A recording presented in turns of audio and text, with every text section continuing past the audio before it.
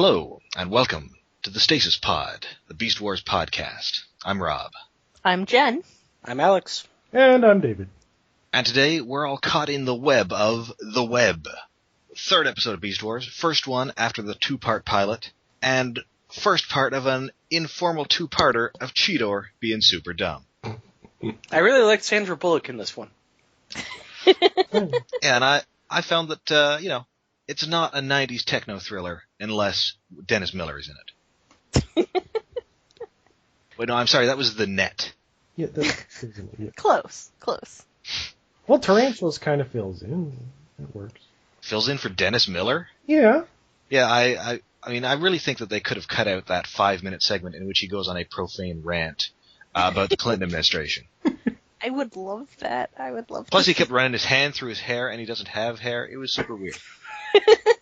Well, he's kind of got bristles, And then it gets It's nice to worse see in him the next finally be able episode. to do the cannibalism thing on screen instead of having to sneak it in between sketches like he did on SNL. Unfortunately, in the next episode, he starts talking about football, and it's terrible. And then towards the end of the season, he's just super right-wing, and it's terrible.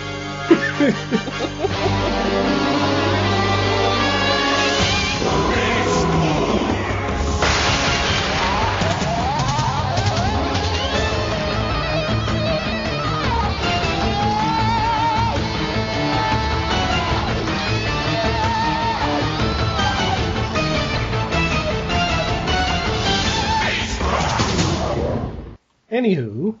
Alright, so, this episode first aired September the 18th, 1996. Yes, It's directed this would by... be the first episode that aired at the normal time slot.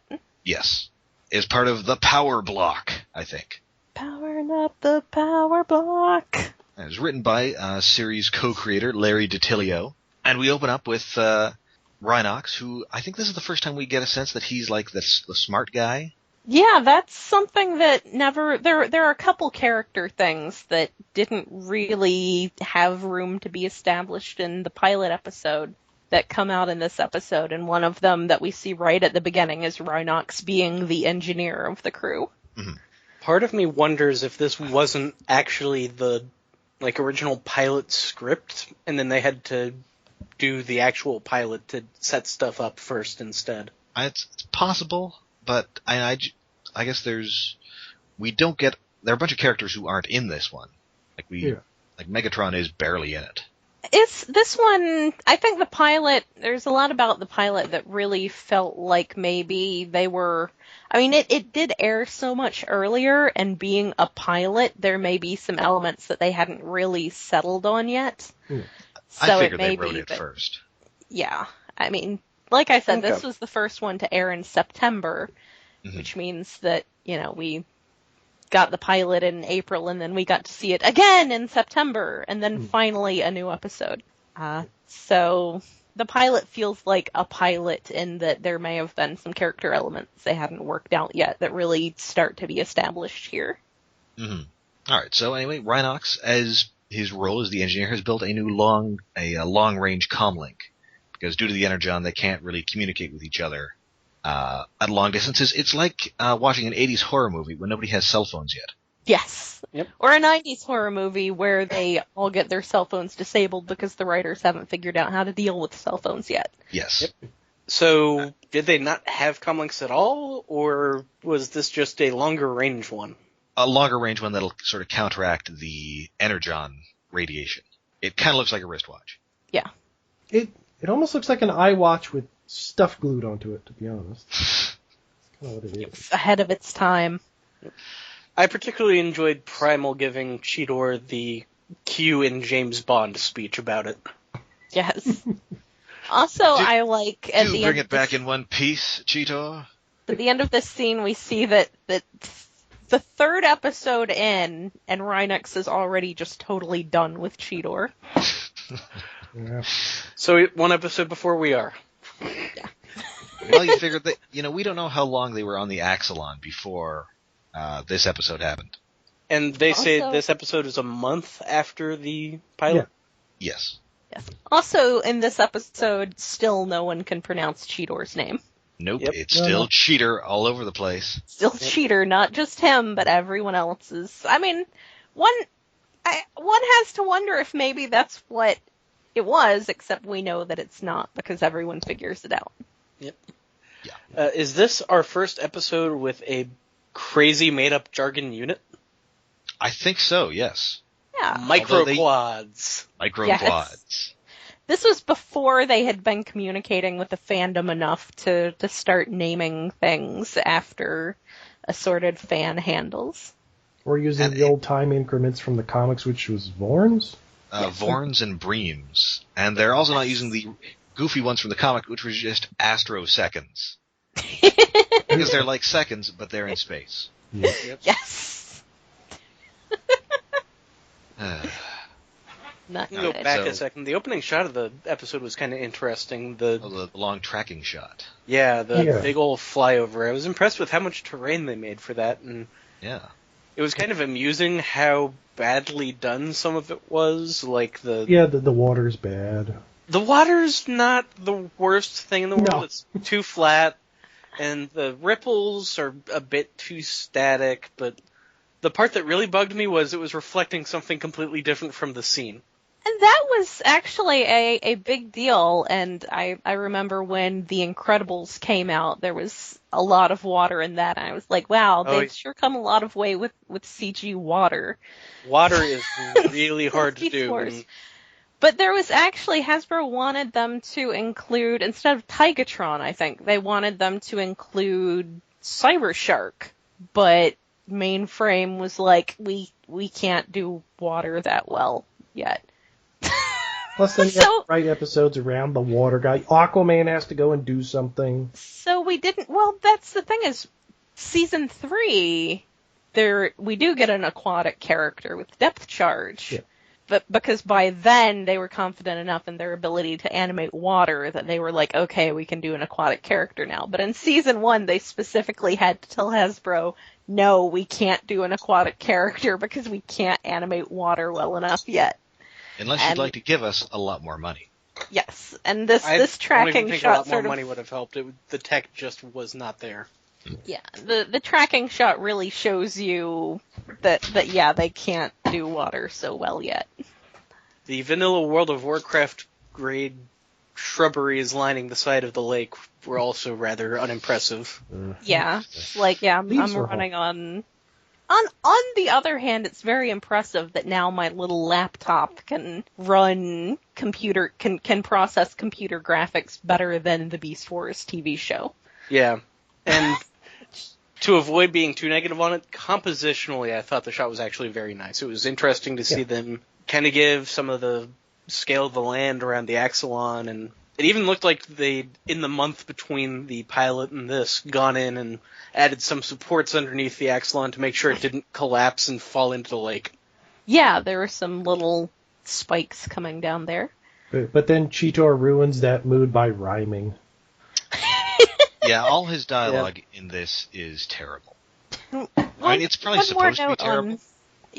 One more note on computer animation in general is that at the time my father was a big nerd, and he said that he had tried to watch Reboot at one point, but he found the style too intense, and that didn't really make sense to me at the time. But going back and watching this, you definitely see something that they can do with computer animation that they couldn't, or that they couldn't do cheaply with cell animation, is stuff like that tracking shot and stuff like how much movement you have in the directing. You constantly have the camera just moving around characters, zooming in on them in ways that you could not do cheaply in cell animation, and it's definitely the direction of the entire show has this dramatically different feel from cell animation.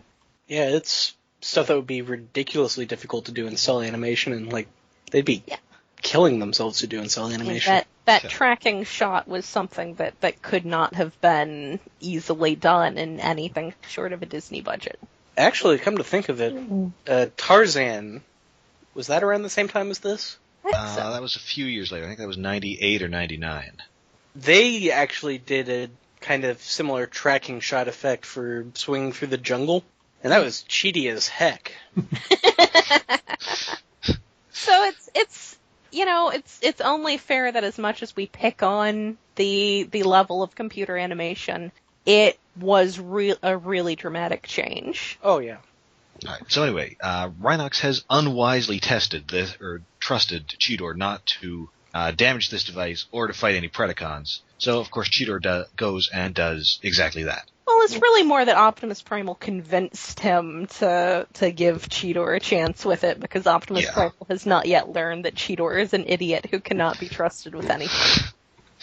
Alright, so Scorponok is trying to recover a mega cannon from, I guess, the Predacon ship that fell off in the crash. Which is presumably, 100 cannons, 1,000 cannons? It's a cannon that is big. Pretty big. Oh, okay. I was thinking like mega, like megabyte. I mean, mega. Yeah, that'd be a Megatron million. Unit isn't of measure. 1,000 trons. Maybe he is. You don't know. You really love that Jeff Bridges movie? Yes. He's made from a million Bruce Boxleitners. Yes. So yes, okay, it's a mega cannon. Right. Was I the only one who mistook it for a stasis pod at first? Yeah. Yes. It looked like a stasis pod with some extra stuff glued on. Which is probably what it was. Yeah. Yes. I liked the slightly slapstick rubble being cleared off of it while they were just panning behind the rock spire thing to avoid actually having to animate Scorponok doing anything. So he only has to pick the one last one up off the thing at the end. That's okay. Scorponok's beast mode looks pretty stupid. Yeah. Yep.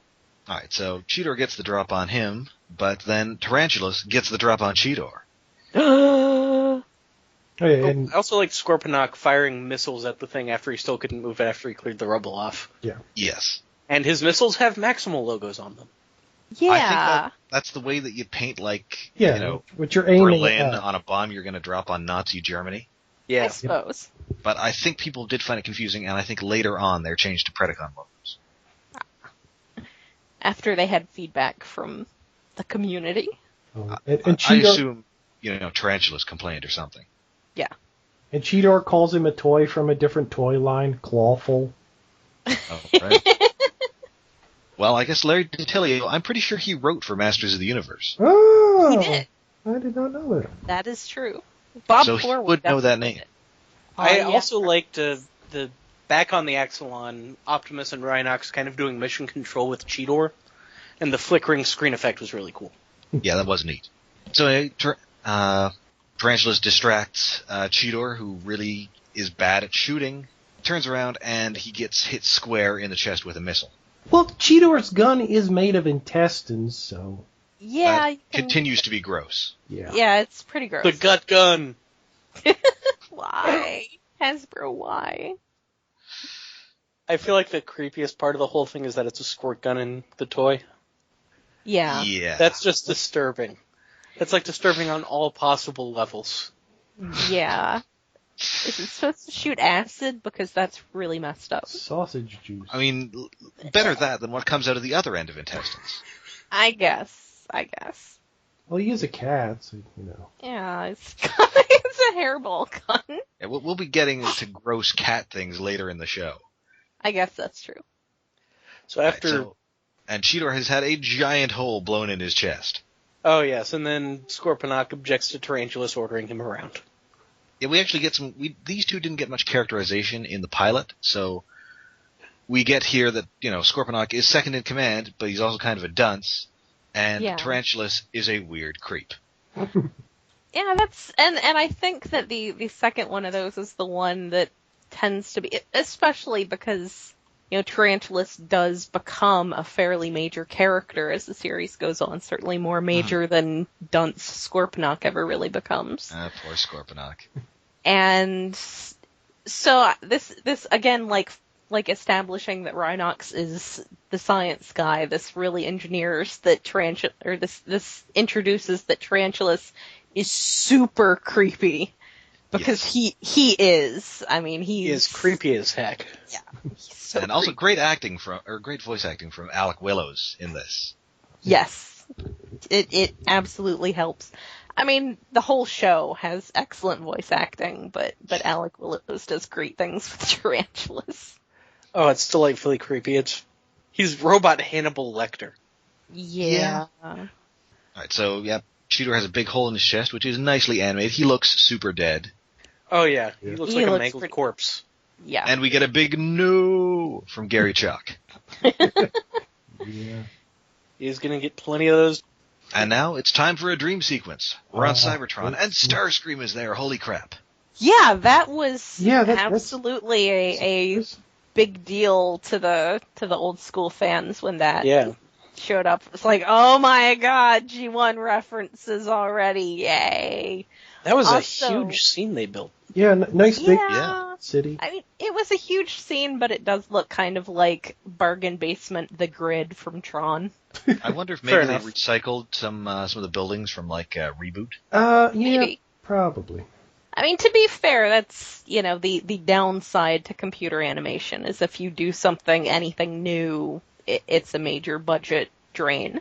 Mhm. So yeah, you can't really fault them for making some fairly simple buildings, but it's a space city that's It's a lived dream, in by it's robots. fine. And the so, aspect ratio is sort of squished, and it Yeah. kind of reminded me of those Beyond the Mind's Eye video things.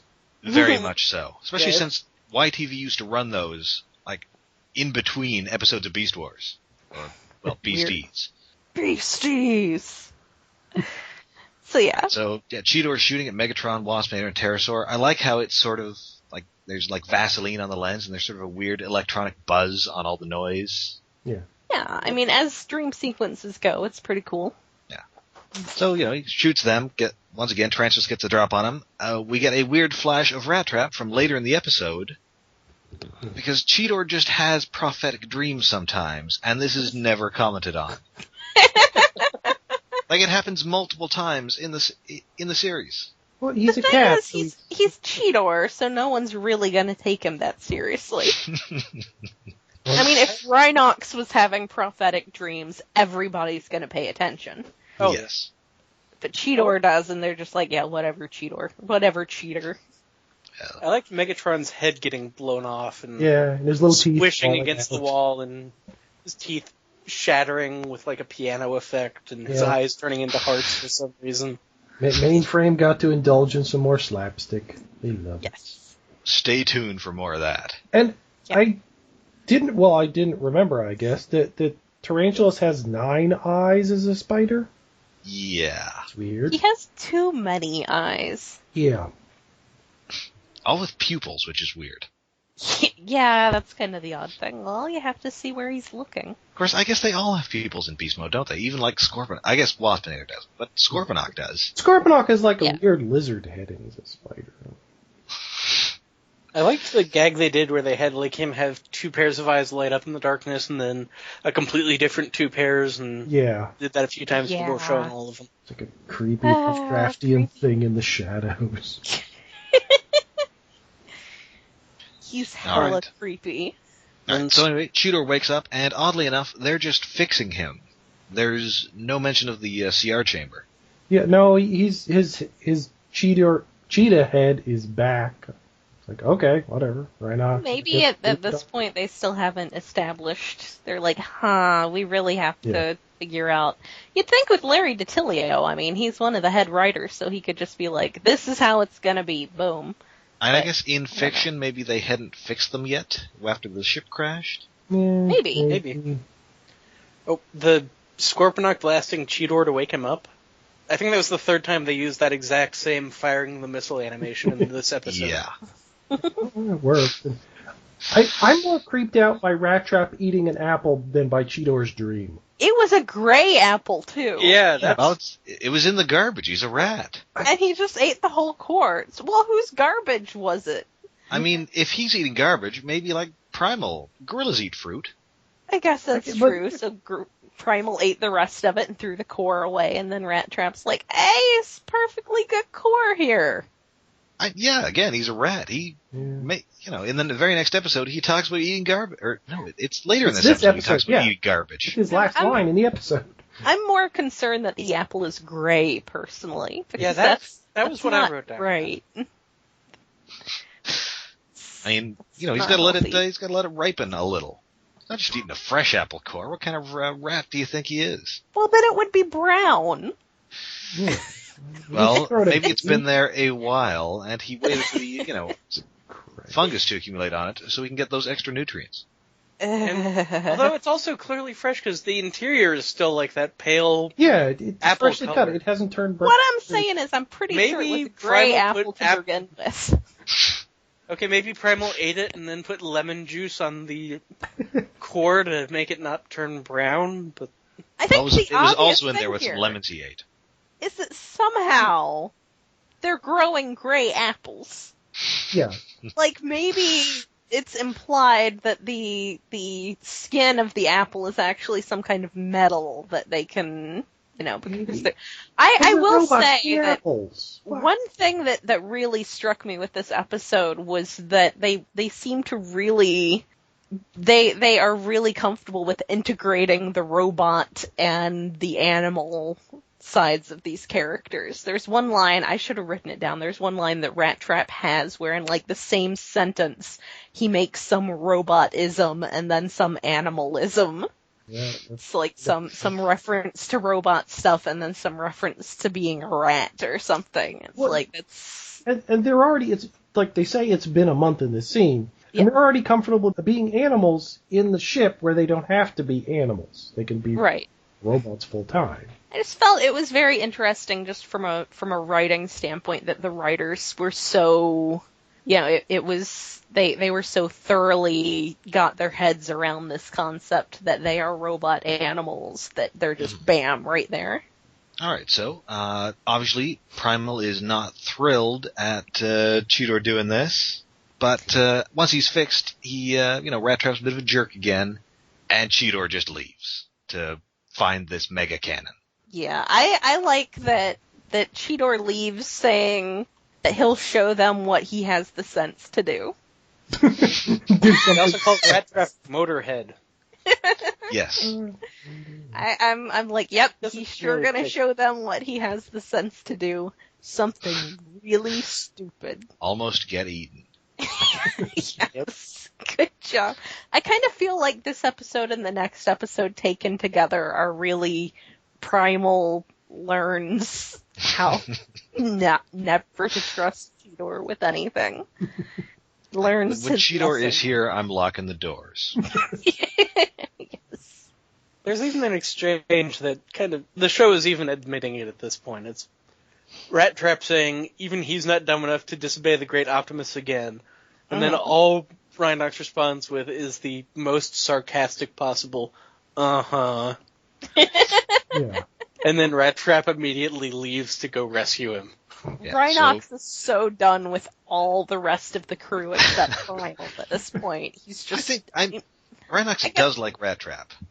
Yeah, but I don't know. At this point, I don't think people have warmed to Rat Trap as much as they will end up doing.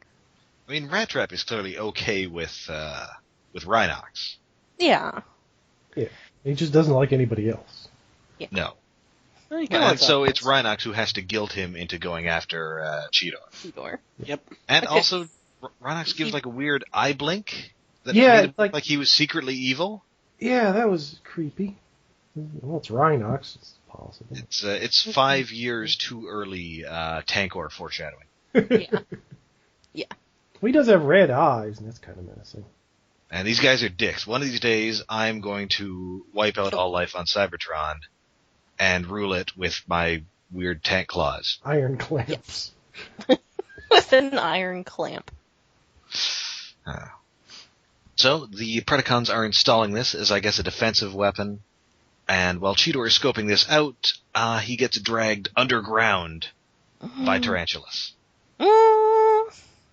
And by the weird grappling hook thing his toy has. Yay! Yeah, so we That was get, cool. Yeah, that was cool, but it's like we get an ass shot of Cheetor, and it's a little weird. Listen, you own cats. You know that cats are not shy about displaying their butts. This is true. It's always nice when they use the toy stuff, except when the toy stuff is intestine guns. Yeah. Grappling hook, that's much better than the Yeah. Cheetor wakes up and he is in a stasis web. Yeah, once again exposing himself. Well, against his own will. I don't want Again. to see your cat parts. Thankfully, no. Yes, thankfully they did not choose to make their animal modes anatomically correct to that degree, or else we would just never want to see Primal. Well, he's got all that fur. It at least covers things up. Yeah. Great apes, it's actually kind of tiny. Yeah. Right. And it turns out that Tarantulas has captured him, not for any, Predacon purposes. He's just going to eat him.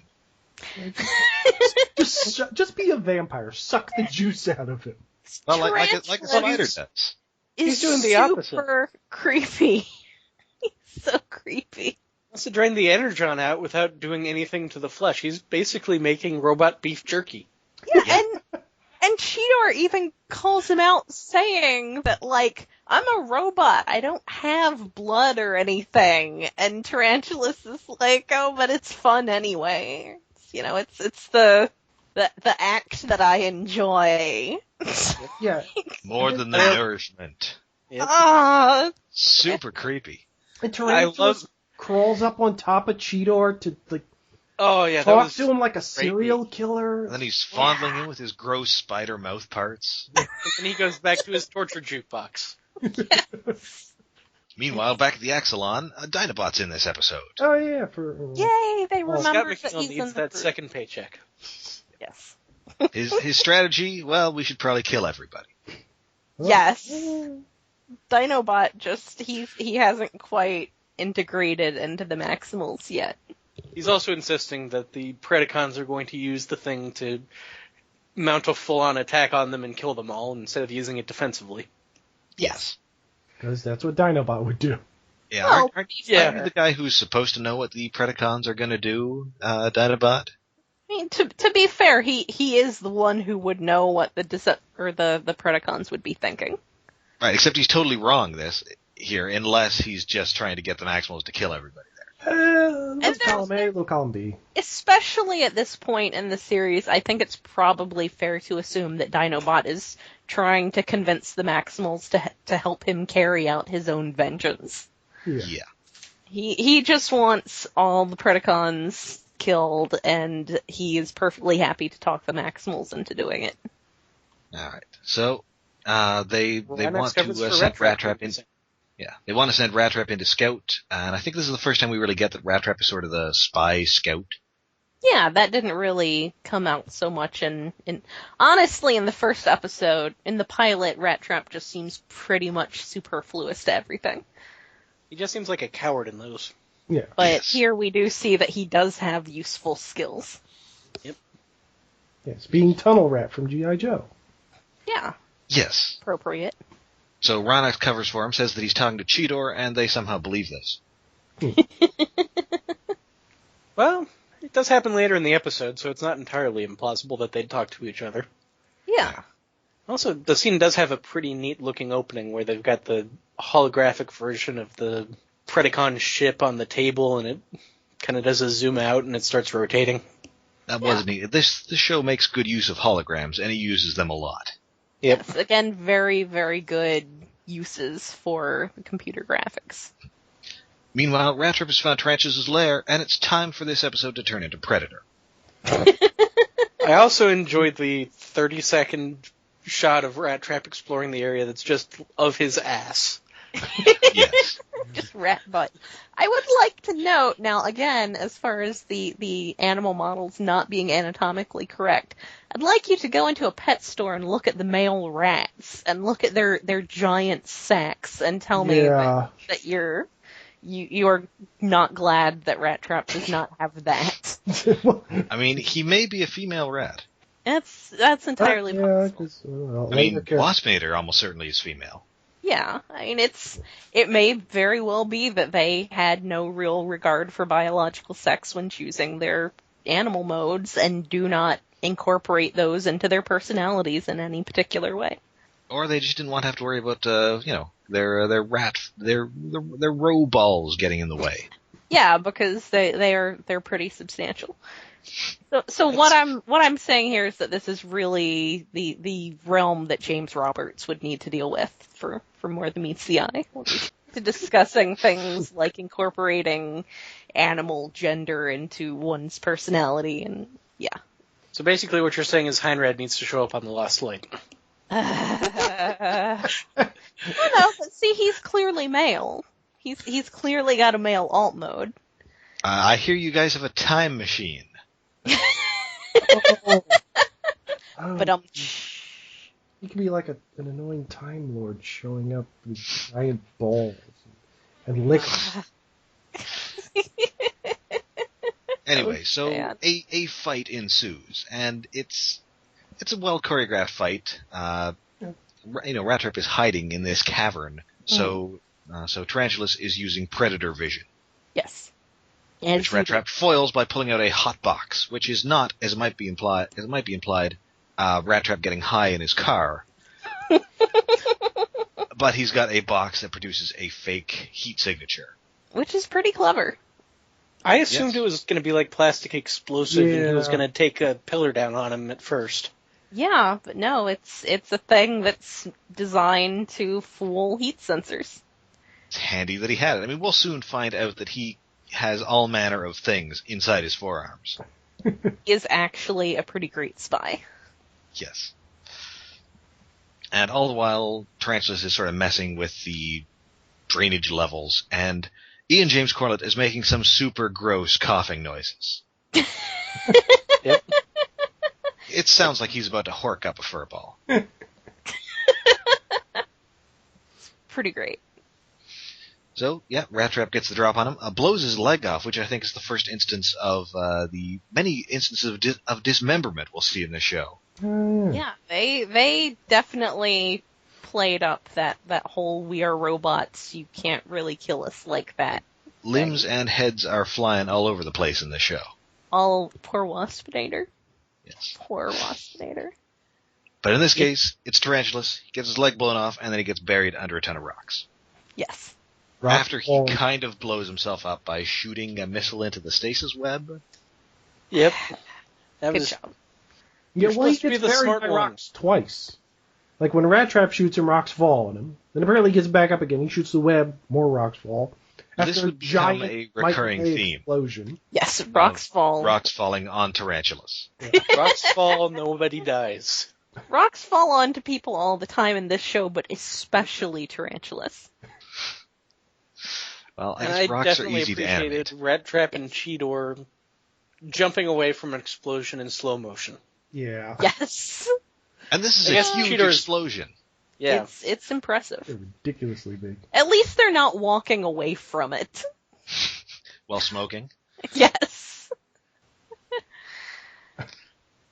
And then refusing to pay their artists. Yes. Yeah. Alright, so the back of the base, Rat Trap continues to lie, so that he was hanging out with Cheetor. All is forgiven. And then, but once they get back, out of earshot, Rat Trap tells Cheetor that he was lying to save himself, and that if Cheetor does this again, he will beat him up. Aw, look at those friends. Yep. Hey, but Cheetor says they're friends, possibly because he sees the deeper meaning of Rat Trap's words, or because Cheetor is super dumb. I'm gonna say it's because Cheetor is super dumb. Yeah. Although he does promise Optimus Prime that he'll never do something like this again. Until Next the next time on Beast Wars, Cheetor does something like this again. Yeah, and like Rhinox Wah, rolls his eyes after Cheetor says that. It's like apparently he's read the script of the next episode. Yeah. Right. We've established here that Rhinox is a smart guy. Yep. He just he knows. He knows how these things go. He's not an idiot. He knows. Cheetor. I would like to note that when this all originally aired, I was 18. Actually, if this aired on September 18th, that would have been before my 18th birthday. But the important thing is, I really liked Cheetor way too much. How? He was like the Hot Rod of the Beast Wars, and I liked Hot Rod a lot, and I don't know. I don't understand 18-year-old me as well as I probably should, but I really liked Cheetor. And since the show, almost every subsequent Transformer show has had a rebellious teen character. Yes. Yeah, usually yellow. Yeah. Usually yellow, although currently it is red. Yeah. Yes. Although I guess Transformers Prime didn't really have a rebellious teen character. I mean, it had actual teens. It had Well, actual now rebellious in teens. in the More Than Meets the Eye comic, you have the rebellious teen ship captain, Yes. actual child Rodimus. Yeah, currently it's Sideswipe, who is a fairly jerky, rebellious teen. He's very much the Cheetor in that he does the same crap, like going away on his own to look at stuff and then getting into deep trouble because he's dumb. Although the difference there is that whereas Cheetor is overeager, Sideswipe is just kind of lazy. Yeah, he just Yeah. wants to go off into the woods and dance. Sideswipe just wants to blackmail other people into doing his work for him so he can go off and... I do like that animated Bumblebee was more of a rebellious preteen character. He really That was didn't... nice. He felt more like 12, 13 than 15 or 16. Yeah. Also, more of a jerk. Yeah, he was pretty jerky. I mean, Cheetor isn't really a jerk, he's just Well- stupid. Yeah, Cheetor's Yeah. intentionally a jerk. He's accidentally a jerk because he's a child. Yeah, he's actual child Cheetor. Also, it's kind of puzzling what he's doing on the ship. Aren't they all supposed to be scientists? Well, he was all up for testing stuff. I guess he's an intern or something. Yeah, Yeah, that makes sense. he's kind of Darcy from the Thor movies, where he's doing an this for intern. college credit. Yeah, he's doing this for college credit. He isn't really that into it, but he'll do it. He's up for whatever. He's up for testing things apparently, which I was like, why would you ever let Cheetor test anything? Like, I can test it. Who's testing things? Well, in case it explodes or something, we I can get guess another that's true. Cheetor. That's true. Why would you ever let him test anything? And that is the web. I think it's time for this web to close. So overall, it's a pretty good we're back from the pilot kind of episode. Yeah. It does a good job of establishing some characters who didn't really have space in the pilot. Although it does And seem weird that it's like a month between the last episode and like they haven't encountered the Predacons since. I mean, Which we'll see is really weird in the next episode because Well. of distance. Maybe the Predacons are dealing with their own problems. Like Scorponok being an idiot. Well, I guess Yes. if the mountain exploded on top of them and they had to repair themselves for a month, maybe. And that could Yeah. be it. Although apparently, Tarantulas has had time to carve himself out his own little hidey hole. Yes, his own little extremely creepy. And that's something that will get more and more elaborate as the series goes on. Yes. But it is interesting that it establishes that Tarantulas is the guy who has sort of his own headquarters. His own secret lair. His own tree fort. He's not yet to the part where he has little spider drones going about and the whole elaborate setup he has later. All right. So I think that should do it for this episode. Remember, we are on. You can download us directly on Icon Underground, or you can now subscribe to us on iTunes. Yes. So if you do so, please rate and review us. We'd super appreciate it. We will. It helps, Yeah, so we are told. Helps. And we You can, do. We do have an RSS feed on iaconunderground.net if you are not an iTunes user but want to use some alternate podcasting service. You can follow us on Twitter at Stasis Pod, and we also have a Tumblr, which is what is our Tumblr? I think it's the same Stasis Pod. Wait, let me look. We are totally on the ball with this social media. Yeah, it's Yes, we are. stasispod.tumblr.com. All right. Which All one word? Not really. Yeah, all one word. There's not really much there. We will also show up in searches on the Pocket Casts podcast client. Good. I'll have to look into Podkicker, which is what I tend to use. All right. So until next time, when we complete the second half of the Cheetor Is an Idiot Power Hour. Yep. So signing off, I'm Rob. I'm Jen. I'm Alex. And I'm David.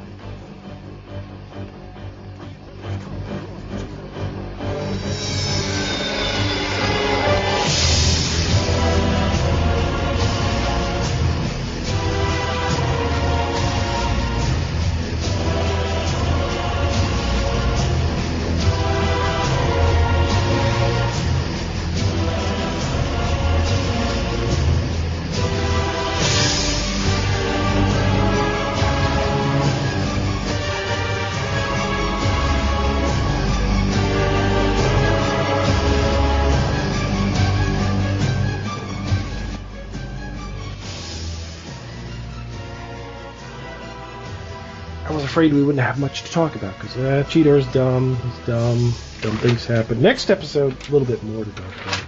We finally see the interior of the Predacon ship, which may or may not be the dark side. Which is weird. Oh, we'll have a lot to say about that line. God damn. Yeah. And we go 4 for 4 on Cheetor being an idiot. Yes. Yeah. Actually, that's something I wish I'd fit in on this episode. Although it didn't happen in the second half of the pilot. It happened twice in this episode. So we're 3 episodes in. Yeah. 3 episodes where 3 times the plot is Cheetor is an idiot and goes off alone and screws up to be rescued. It multiplies in episode 4. Like in episode 1 he does something dumb. He does 2 dumb things in the web. The next episode I don't think he does anything dumb in equal measures, although apparently he voted for Dinobot. What? Were you not? Sorry, Chain of Command. Okay, so it might be a while, but he's stocking up in equal measures. Yeah. Oh, yeah. But